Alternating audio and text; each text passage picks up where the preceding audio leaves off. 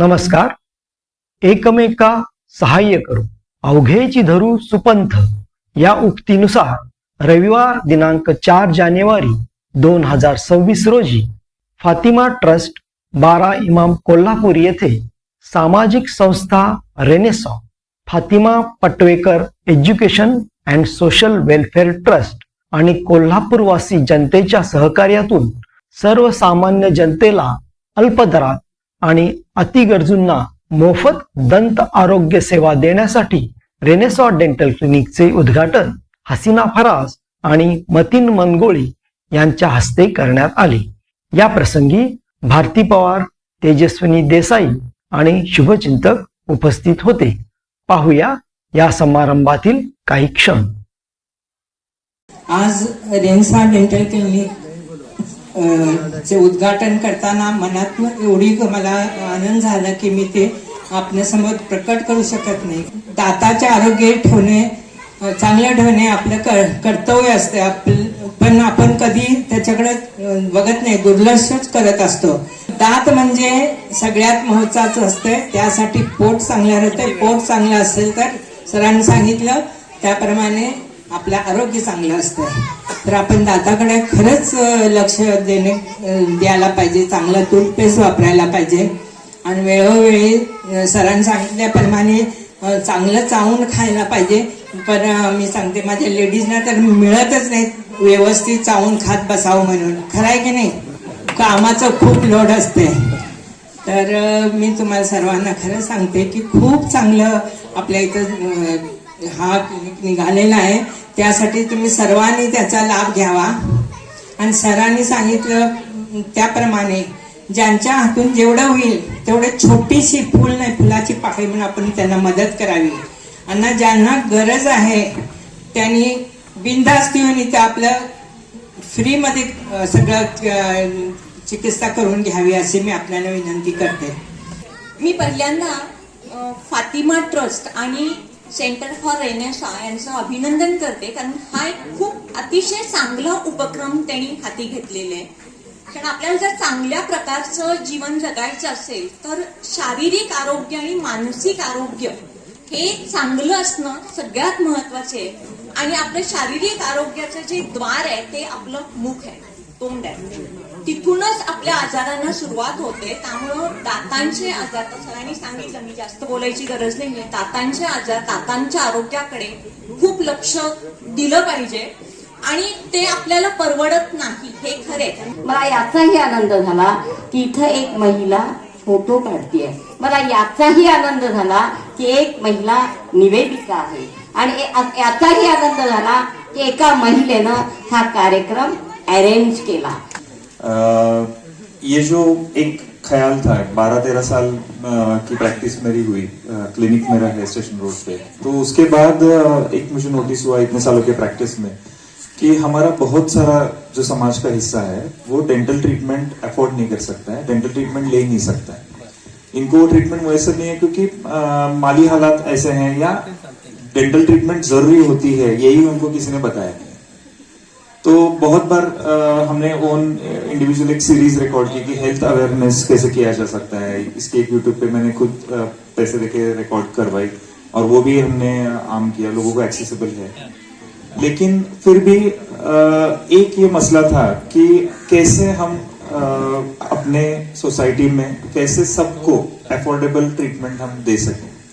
और होता क्या है कि डेंटिस्ट है या कोई भी डॉक्टर है, यहाँ पे डॉक्टर्स भी मौजूद हैं, तो वो मेरी बात से एग्री करेंगे कि आप अगर अपने प्राइवेट क्लिनिक में अगर ये सब करना चाहो तो बहुत बार वो नामुमकिन होता है क्योंकि उसकी इंफ्रास्ट्रक्चर कॉस्ट होती है और डॉक्टर्स की सैलरीज होती हैं, तो ये मुमकिन नहीं होता है. हालांकि हर एक डॉक्टर, मेरे ख्याल से यहाँ पे जितने हम बैठे हुए हैं, ये अपनी तरफ से कोशिश करते हैं कि ऐसे मरीजों की मदद की जाए, उनको बेहतर से बेहतर ट्रीटमेंट भी दी जाए. लेकिन बहुत बार वो मुमकिन नहीं होता. तो मेरे जहन में एक ख्याल था, एक ये था कि ऐसा कोई प्लेटफॉर्म कि जहां पे हम अपनी सर्विस डोनेट कर सकते हैं, अपना वक्त दे सकते हैं एक स्किल्ड प्रोफेशनल करके. तो ऐसा कोई प्लेटफॉर्म अवेलेबल नहीं था कोल्हापुर में. तो ऐसे ही मेरी मुरसल सर से बात हुई थी और एक बस बात के बाद सर ने फौरन उसी वक्त मुझे बोल दिया कि कोई प्रॉब्लम नहीं, विल गो अहेड.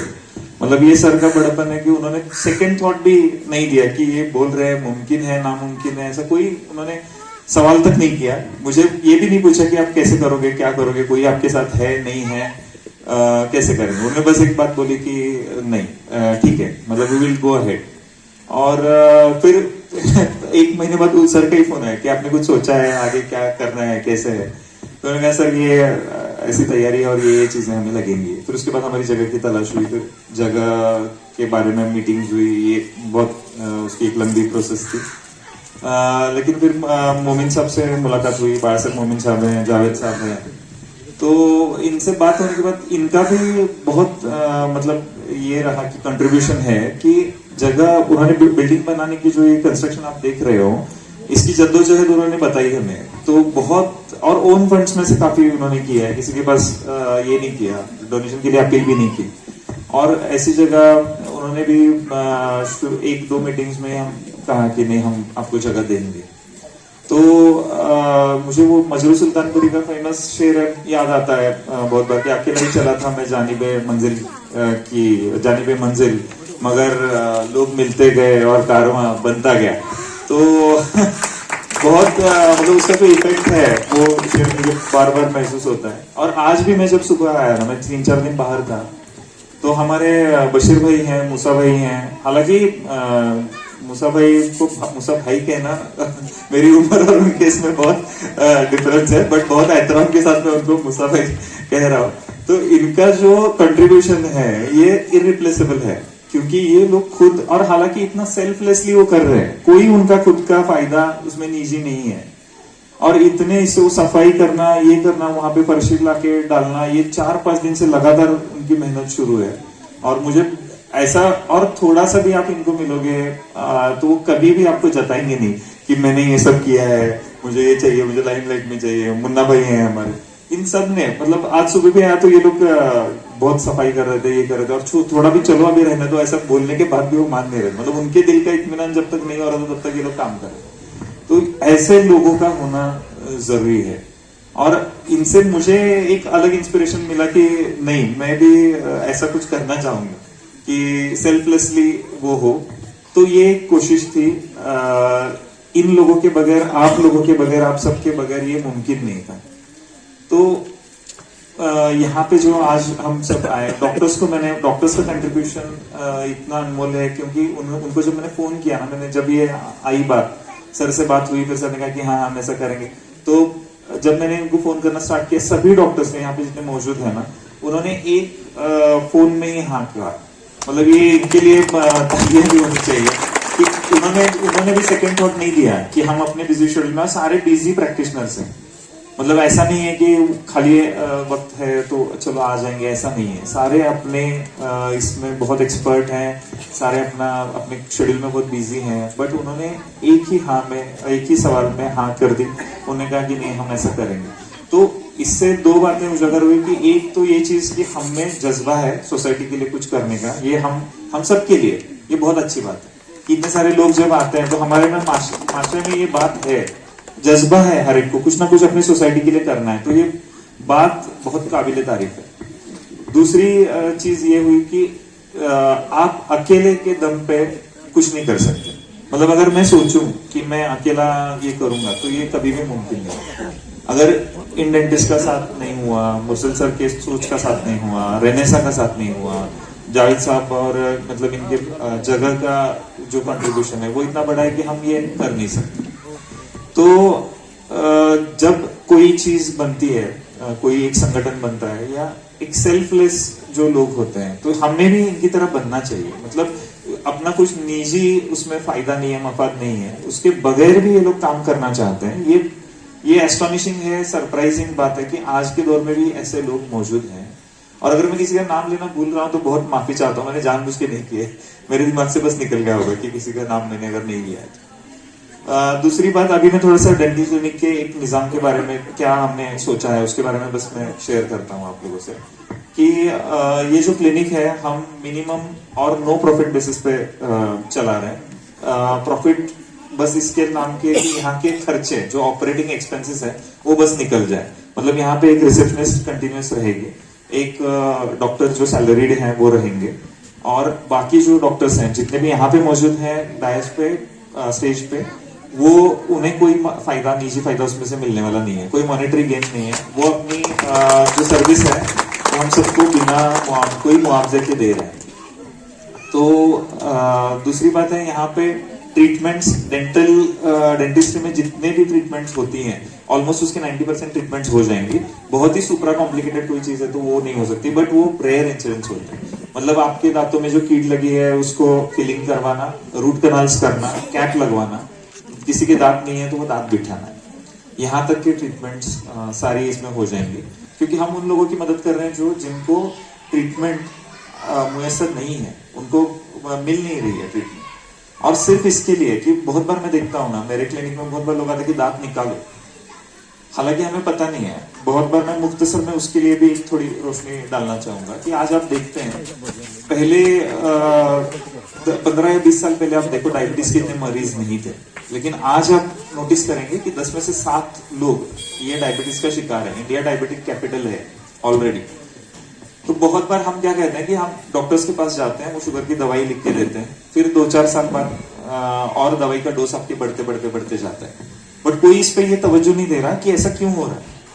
हालांकि आपके डायबिटोलॉजिस्ट भी आपको ये नहीं कह रहे कि इसका क्या रिलेशन है। तो बहुत बार मेरे रिसर्च में, मेरे ऑब्जर्वेशन में ये है कि आप खाना जब तक चबा के नहीं खाते तब तक आपके जो पैंक्रियाज है, मतलब इंसुलिन बहुत ज्यादा सीक्रेट होता है, उस पर लोड आता है, इंसुलिन रेजिस्टेंस उससे बढ़ता है। मतलब ये थोड़ी कॉम्प्लिकेटेड चीजें हैं, लेकिन आप ये समझ लीजिए कि खाना चबाकर खाना बहुत जरूरी है। जो डायबिटिक पेशेंट जिसके दांत नहीं है वो खाना चबा के खा नहीं सकते, फिर उसके लिए डोज हमेशा उसके शुगर का बढ़ता जाता है। और अनफॉर्चुनेटली हमारे डॉक्टर्स का भी उस पर तवज्जो नहीं है। तो अगर ये हो जाए कि लोगों के मुंह में दांत हैं और फिर वो चबा के खाना खा सकते हैं, तो इससे 2 इफेक्ट होते हैं। एक तो क्या, इंसुलिन बॉडी में कम सीक्रेट होता है, उससे इंसुलिन रेजिस्टेंस भी आपका कम होता है। दूसरा होता है कि आपको खाना भूख लगने से लेके अपने खाना खाने तक आपके पेट फुल होने का जो टाइम है, पेट भरा है ऐसे लगना, वो 20 मिनट का होता है खाना खाने के बाद। तो आप अगर चबा के प्रॉपर खाना खा रहे हो तो आप स्लोली खाओगे, और आपके मुंह में अगर दांत नहीं है तो आप उतने ही टाइम में फटाफट सिर्फ खाना निगल लोगे, उसको सॉलो करोगे सिर्फ। तो उसकी वजह से क्या होता है कि सेम टाइम के अंदर आप बहुत ज्यादा कैलोरीज खाते हो। मतलब एक आदमी अगर चबा के खाना खा रहा है और उसको 15 मिनट लग रहे हैं, तो सिर्फ जो निगल के खाने वाला है ना, फौरन 1-2 जगह पे चबाया और निगल लिया, वो 5 मिनट में खाना खत्म कर सकता है। लेकिन उसको पता नहीं चलता है कि उसको पेट पता चलने का टाइमिंग 20 मिनट है। इसकी वजह से ओवर कंजम्पशन होता है कैलोरीज का, उसकी वजह से भी शुगर को कंट्रीब्यूशन होता है। तो ये सारी जो सटल चीजें हैं ये हमारे ध्यान में नहीं आ रही। अभी इसके लिए भी अवेयरनेस के लिए हमने सीरीज की है, और डॉक्टर्स को भी, हम फिजिशियंस को भी, मैं खुद जाके मिला हूँ 2-4 फिजिशियंस को, और हमने उनको बताया। तो सोसाइटी के ये जो मसले हैं ना, कि ये कलेक्टिव मसला है, ये सिर्फ हमारे कौम का नहीं है या ये नहीं है, ओवरऑल सोसाइटी का ये मसला है, और इसमें अवेयरनेस नहीं हो रहा। तो ये इसके लिए इम्पोर्टेंस है दांतों का, कि आप चबा के खाओ, आपका हेल्थ हो जाएगा। तो जब लोग दांत निकालने के लिए आते हैं ना, तो मैं उनको वही कहता हूँ कि आप दांत मत निकालो। ये बहुत, इसको सोचो कि आपकी एक अज़ा है, वो एक ऑर्गन है। तो दांत है, अल्लाह ने 32 दिए हैं, तो एक एक निकाला तो कोई फर्क नहीं पड़ता। ये जो जहन है, ये पहली बात हमारे सबसे निकल जानी चाहिए जहन से, क्योंकि जैसे आप हाथ दर्द करो तो हाथ निकालते नहीं, 2 ही दिए, क्योंकि उसका एक फंक्शन है, हर एक दांत का एक फंक्शन है। तो इसी थॉट प्रोसेस पे इसको आगे लेके चलना है। दूसरी बात, इसका कंडक्ट जो है, मतलब डेंटल क्लिनिक का, यहाँ पे ये आपका अपना क्लिनिक होगा। यहाँ पे जो लोग आएंगे, जो भी ट्रीटमेंट करवाने जो मरीज आएंगे ना, उनको हमने पहला बेस लाइन ये रखा है कि इन सबको उनका डिग्निटी और उनका ऑनर मेंटेन रहेगा। मतलब ऐसा नहीं है कि कम रेट में करवाने आ रहे हैं तो उनको उनसे बदतमीजी से बात की जाए या कैसे भी। ये क्लिनिक हमने इंसानियत के लिए बनाया है, मतलब इंसानियत के मफाद के लिए बनाया है। तो पहला बेसलाइन जो रहेगा वो सबको सेल्फ रिस्पेक्ट और डिग्निटी से ट्रीट किया जाएगा। दूसरी बात क्या है कि सारे जो डॉक्टर्स हैं यहाँ पे, ये उनका बेस्ट ऑफ द बेस्ट देंगे। इसलिए मैं इन सबको मुबारकबाद देता हूँ। और दूसरा ऐसा कि किसी भी नेक काम के लिए आप आगे बढ़िए तो लोग पहचानते हैं और खुद होके आगे बढ़कर उसको मदद करते हैं। अभी भी आपने उसका नक्शा देखा है। और हमें काम में आज तक कि जो भी काम उठाए पैसा कभी नहीं पड़ा। हमने कभी सोचा नहीं कि पैसा कैसा होगा, ये लोगों ने तय किया है, लोगों ने उसको पूरा किया है। तो मुझे यकीन है कि ये भी काम आगे बढ़ने के लिए लोग आएंगे, उससे मदद आएगी। तो ये समझ लो कि जो लोगों ने आपको बताया है, कंपटीशन से इंसान की तरक्की होती है। पॉलिटिक्स में भी वही चलता है, जो ताकतवर है वो जीतता है। ये बात बिल्कुल झूठ है। आज तक दुनिया में ऐसी बहुत झूठ बातें चलाई गई हैं और उसको साइंसदान से लेके पॉलिटिशियन से लेके मजहबी लोगों ने भी इसको आगे बढ़ाया, लेकिन असल बात जो है उसको सामने आने के लिए देर लगता है। और ऐसे एक सही सोच रखने वाले लोग जो हैं वो सच को जब बोलते हैं तो उसको हमें समझना चाहिए। तो आज की ये जो हॉस्पिटल की जो शुरुआत है, इसे मेरी अहमियत इसलिए है कि ये इसका बेसिस कोऑपरेशन है। यहाँ निजी मफाद नहीं है, मैं कुछ बनना चाहता हूँ, मैं कुछ दिखाना चाहता हूँ, ये बात नहीं है इसके अंदर। यहाँ पे है कि हम क्या खिदमत कर सकते हैं, एक दूसरे की कैसी खिदमत हो सकती है। ये कोऑपरेशन पे चलने वाली बात है। ये एक छोटा सा मॉडल है, लेकिन मुझे इसकी बड़ी अहमियत लगती है। अगर इस तरह से रेनेसां की बात हुई है, सेंटर फॉर रेनेसां जो बना है, क्या था हमारे पास, यही सामने लोग हैं, ये हजरत है ना, और इन्होंने मेरी बहुत इम्तिहान ली है। ये हमेशा कहते थे, बोलते तो अच्छा बाबा, कहाँ लीजा को छोड़ते क्या मालूम। हाँ, और कई बार मुझे बोलते थे कि ये सपनों का सौदागर है यार। लेकिन आज देखो उन्होंने आके खुद यहाँ पे दे दिया, और वो जो रेनेसां बना है सिर्फ बातें इज वेरी इमोशनल। तो रेनेसां में आज यहाँ बैठे मेरे काफी, मतलब ये ऐसा नहीं कि सिर्फ यहाँ पे जो अनाउंसमेंट किए वही लोग नहीं, यहाँ मैं अनगिनत लोग बोल सकता हूँ, कार्यकर्ता बोल सकता हूँ कि जिनके मदद के बिना ये रेनेसां खड़ा नहीं हो सकता।